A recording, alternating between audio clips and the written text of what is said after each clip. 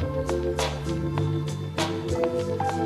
guys, D.Bowie here, and this is things that I learned with Liquid.Miracle's carry Night Stalker in 707. You might be wondering whether this is a joke or not, but I guarantee you it's not. First of all, in one of my ranked games this week, one guy decided to play carry Night Stalker, which triggered another ally to abandon the game at minute 0, and we almost won that game. Second, there's a lot of positives on carry Night Stalker this game, like being great against both Tinker and Anti-Mage, so I don't want you to let this first blood Miracle gave dissuade you from watching this video to the end. Also, after the nerf to Night Stalker's vision at nighttime, he's not really that much of a roamer, so I really like that they are trying to experiment with this weird safe lane Night Stalker. Since Miracle got a good block here, they can harass Beastmaster without worrying about creep equilibrium that much, and I want you to pay attention on how much he tries to focus that freaking boar. That boar gives 60 experience at level 1, which is almost 1 range creep, and it goes all the way up to 90 at level 4. So killing those bastards not only allows you to not move on 100 move speed in the lane, but really helps your level progression as well. Especially now that Beastmaster somehow almost has 60% min rate. This is kinda minor, but something I almost always struggle when I'm playing carry. You want to finish an item like Wand or Quelling Blade in the side shot, but you fear losing CS for it. If you pay attention to the scene, Miracle had gold for 1, but the range creep was attacking quite a wounded creep. Maybe he could buy 1 and get the last hit with Void later, but instead he goes for it, waits, and as he gets the CS, he knows that the next creep, the range creep, will aggro to his HP, which means he can go. Another great thing about Night Stalker carry is that he has so little damage variance and high base damage that he can get Quelling Blade after Stealth Shield and Magic Wand without missing pretty much any CS. Also, pay attention to the boar.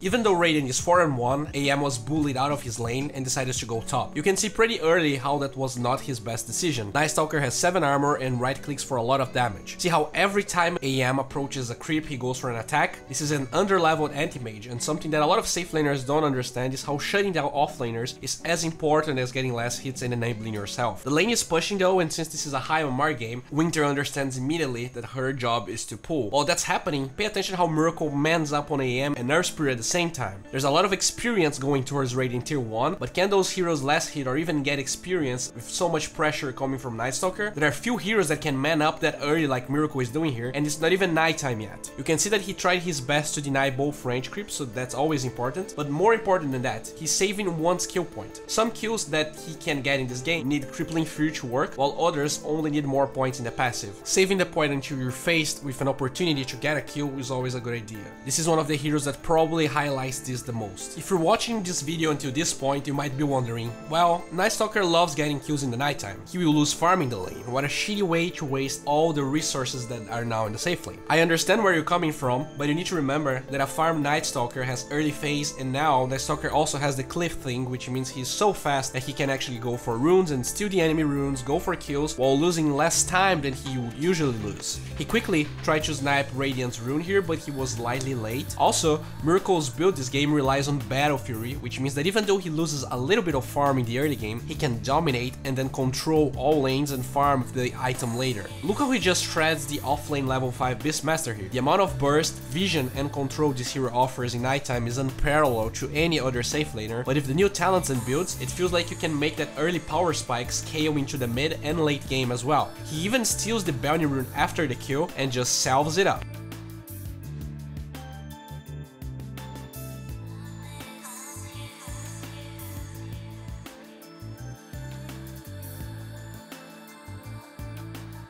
And oh, since he has 500 move speed at 6 minutes into the game, he just casually chases Rubik here.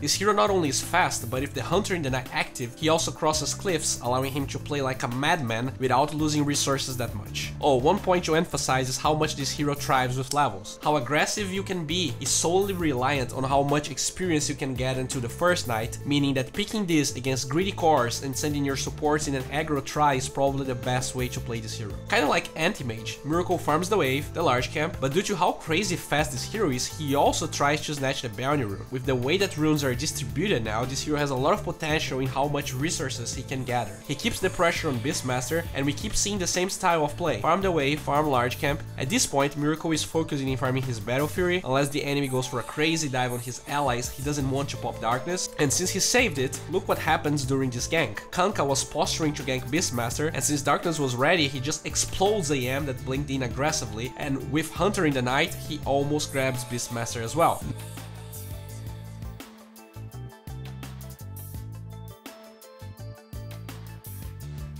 Nice backpacking in the side shop for the insta tango, and I'm telling you guys, this hero is a legit safe laner this patch. He's so mighty and powerful that he just goes in and snatches the bounty. So not only Miracle is getting Battle Fury before AM, look what happens when Rubik tries to snatch Dire's bounty room. This is a 1.5k HP, 10 armor Batman that chases you into oblivion, and they get 3 kills since it's nighttime.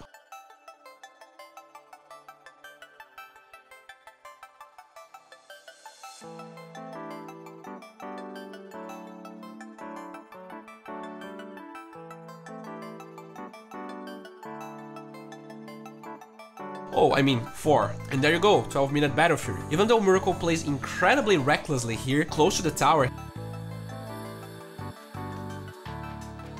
he's just good to go. He has so much HP regen, attack speed, and damage. He doesn't even need to go immediately back to base. He farms neutrals, ancients, and only after clearing the entire jungle he goes back. He finally uses the smoke he purchased and gets level 2 silence while he stalks Anti-Mage. Unfortunately, Earth Spirit passes by, probably after a warding mission, ruining Miracle's plan. Miracle chases AM for a long time here, but gets outmaneuvered. It doesn't really matter though. This Night Stalker farms as fast as that Anti-Mage at nighttime, and by simply existing, he already forced AM to go for terrible moves only to get away from Miracle. So one thing to note here is that after the second nighttime, Miracle plays this hero as a pretty much a core. He doesn't go in randomly after kills unless he can solo kill Anti-Mage. What he does is farm regardless if it's day or night, and when the enemy goes for aggressive plays, if you try to play this hero, you just shouldn't be diving people at all times. This hero is gonna get so much farm in the first 10 minutes into the game that if you just keep trying to dive and dive and dive, you're gonna just give all your net worth back. So relax, keep farming, wait for your next power spikes. So as I said, when the enemy goes for aggressive plays like the one we can see here, he goes in, and the outcome is massive. This hero just keeps getting ahead of Anti-Mage while also getting kills right, left, and center. When night ends, with Darkness, while he uses Hunter in the Night to close the gap on Earth Spirit, and yeah, disaster. Excalibur is probably getting kicked out of Fnatic after this. In regards to the talents, I feel like with safe lane Night Stalker, Miracle chose the best ones. HP when you have so much armor feels great, and the extra strength really ramps up your damage and survivability. With the damage talent at level 20, this hero feels great as a core, and I'm a big fan of Miracle's play here. As he pushed top tier 1, I was like, boy,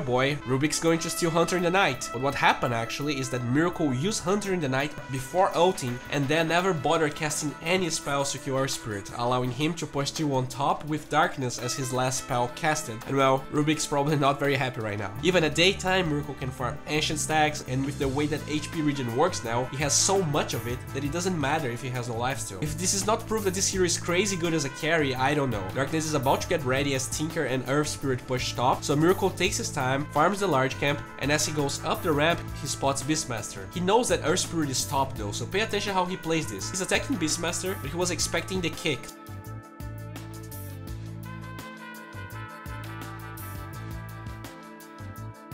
So he easily dodges it, and even after being primal roared, since he's so freaking tanky, he just survives, his team shows up, he disengages, uses salve, and now that salve scales in regen, he's pretty much regening 1k HP with one salve. As he goes back, he uses Hunter in the Night to spot Tinker, and that's just an easy kill. Not only I feel like Night Stalker carry is legit in general, this is probably one of the best scenarios to pick this hero. Tinker and AM just suffer against this bad boy. Miracle goes for a stack as nighttime is coming, so that he farms it fast, and since this hero is so mobile, he finds time to avenge Winter Weaven here. And it's just insane what he can achieve. Rubik had so much time to get away, and with Hunter in the Night, without eggs, they just found him and obliterate the Grand Magus.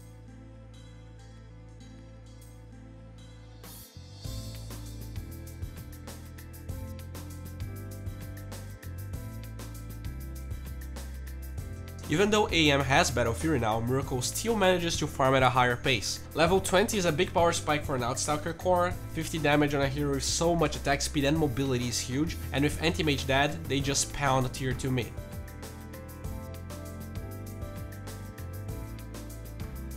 But if we keep drawing parallels between the farming speed of AM and Night Stalker carry, we can see how Hunter in the Night is a poor man's Blink, allowing him to compensate for the lack of Blink.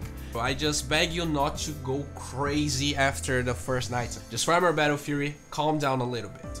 Then you go crazy. Anyways, here Dire kills Tinker without buyback, and Miracle gives the call to push mid. Having Assault ready really helps in sieging early, but before, pay attention to his decision making here. Both Beastmaster and Rubik already ulted, leaving Earth Spirit as the only dangerous hero here, so he silences and takes ES down first. Since he also had no buyback, the next dives are increasingly easier. Miracle knows that hero will be dead and starts chasing Rubik, and this is pretty much game over. So yeah, they get 2 lanes of barracks, and this is over. You should try this hero, boys. Well guys, this is it for today. If you enjoyed this video, please give it a thumbs up. As you all know, this video was sponsored by Pvgna. These guys are helping this channel ever since the beginning. They just released Oracle, which is kind of a tool that allows you to track your MMR and how good you are in comparison to the MMR brackets above and behind you. There's a lot of new videos of 707 content, so if you're interested, just check it out. My link is in the description. I'm also coaching via gamersensei now, so if you're interested, the link is also down below. And yeah, peace.